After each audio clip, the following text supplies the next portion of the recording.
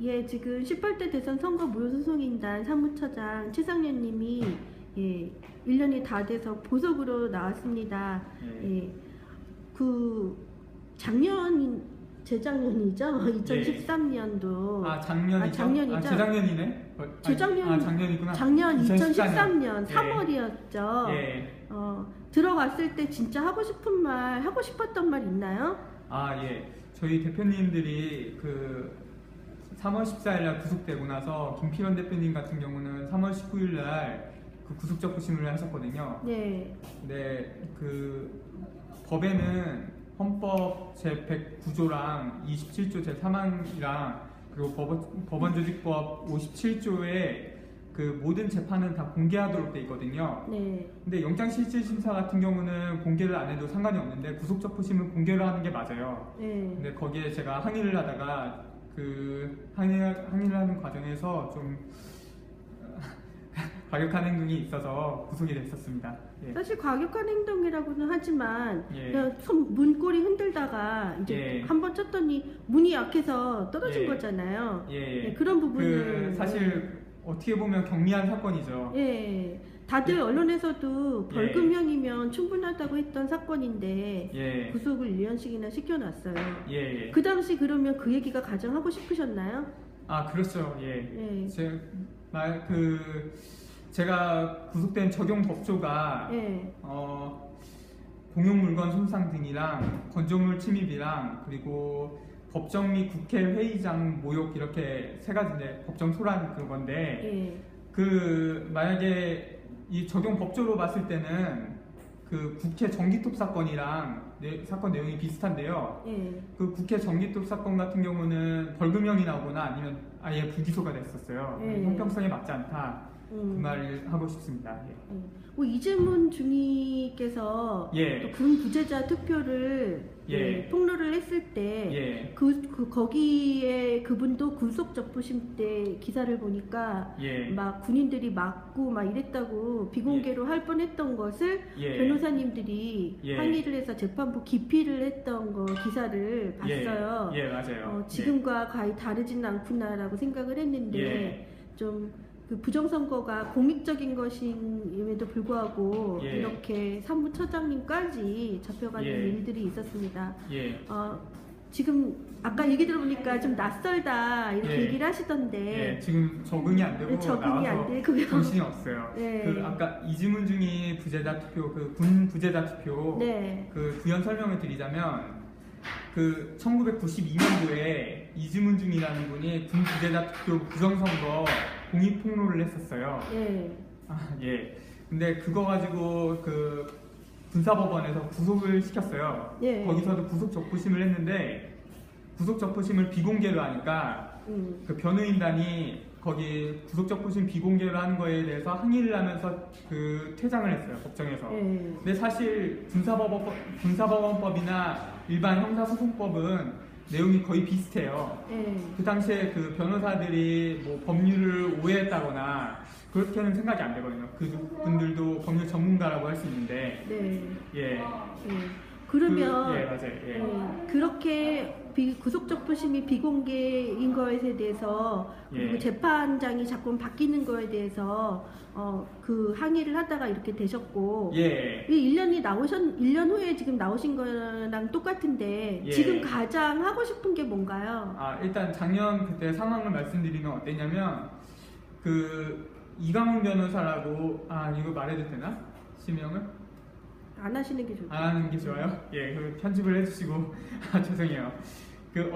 저희 영장실질심사 담당했던 변호사분이 3월 19일 오전 10시에 오전 10시 반인가?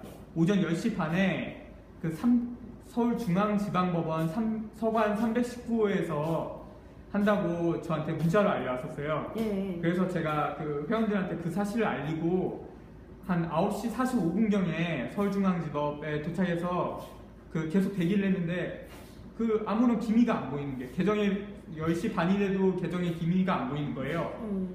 그래서 그 변호사한테도 하고 당시에 구속적부심 담당 국선 변호인한테도 연락을 했는데 둘 다 계속 전화를 안 받았어요. 그리고 법원 직원들한테 그 여기저기 돌아다니면서 물어보면 알려줄 수 없다고 하고. 근데 사실 319호 법정에서 한다고 그랬는데 311호 법정에서 하고 있었던 거예요. 그래서 뭐 할 수 있는 거는 다 해보고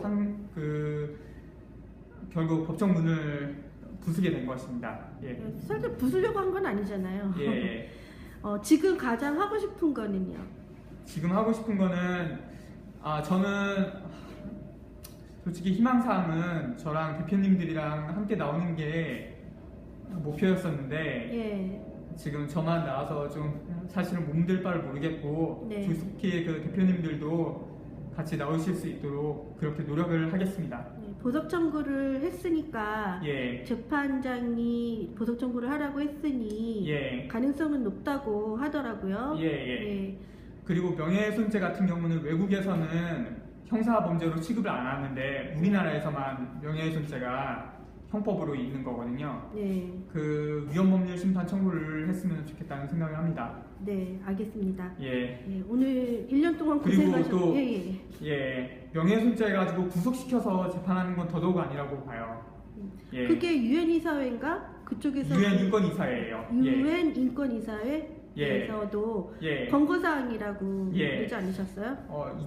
지난 2011년도에 유엔 인권이사회는 그 표현의 자유에 대한 일반 논평 34호에서 그 모든 당사국은 명예훼손죄의 비형사화를 고려해야 한다고 하는 한편 그 한국 정부는 그 민주주의를 위해서 명예훼손죄를 형법에서 삭제해야 되고 특히 공무원과 국가기관은 명예훼손죄로 형사소송을 하지 말라고 그렇게 얘기를 했었습니다. 그게 국제적인 표준이죠.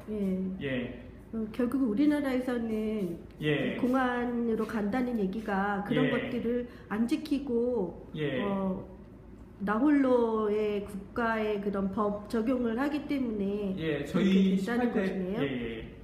18대 대선 선거 무효 소송인단이 지난 2013년 1월 4일날 대법원에 그 지난 대선이 부정선거라고 그 선거 무효 소송을 걸었던 단체입니다. 그 국정원 그 대선 개입 공직선거법 60조, 85조, 86조 위반이고 그리고 윤정훈 목사 징역 10월 나왔고 그 박근혜 비선 조직인 서강 바른포럼 그 성기철 씨는 징역 10월에 집행유예 2년이 확정이 됐습니다. 그리고 또 그 전자개표기도 문제가 있고요. 그래서 총체적인 부정선거라고 1월 4일에 대법원에 선거소송을 냈습니다. 전자개표기 얘기를 조금만 설명을 드리자면 그 공직선거법 부칙 5조에 그 전자개표기가 위험하다고 부칙 5조에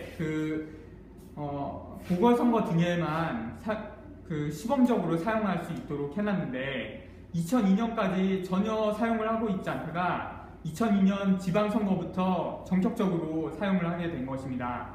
하여튼 그 세 가지 국정원 대선 개입이랑 그 유사사무소 설치랑 그리고 전자개표기 사용에 관해서 부정선거라고 그 대법원에 선거 무효 소송을 제기했는데 그 6개월이 그 법정 시한이거든요. 그 재판을 안 하고 선거 소송인 공익 폭로자를 지금 명예훼손죄로 구속을 시켜놓은 상황인 것입니다.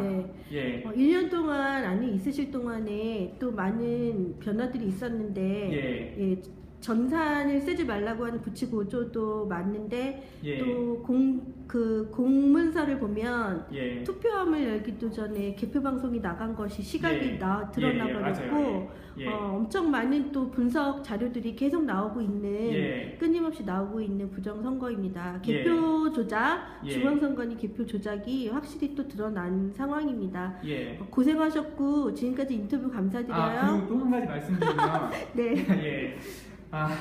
아까 그 개표하기 전에 공표 방송이 나왔다 그런 것도 있는데 한 가지 더 제가 말씀드리고 싶은 거는 미분류요? 미분류표도 있고요. 그거 천천히 말씀을 드릴게요. 그거에 대해서는 그 용인 수지구 4년 1동 제9투표부에서는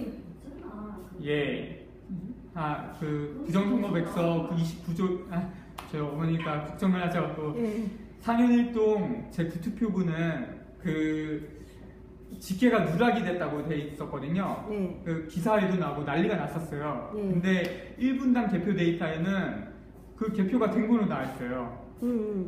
참 상당히 미신적인 공문서가 한마디 말해서 엉망이라는 거죠. 예, 맞아요. 예. 고생하셨고 예. 또 우리 다른 많은 활동을 기대하겠습니다. 예, 제가 너무 정신없어서 횡설수설 한 거 아닌지 모르겠습니다. 고맙습니다. 감사합니다. 예.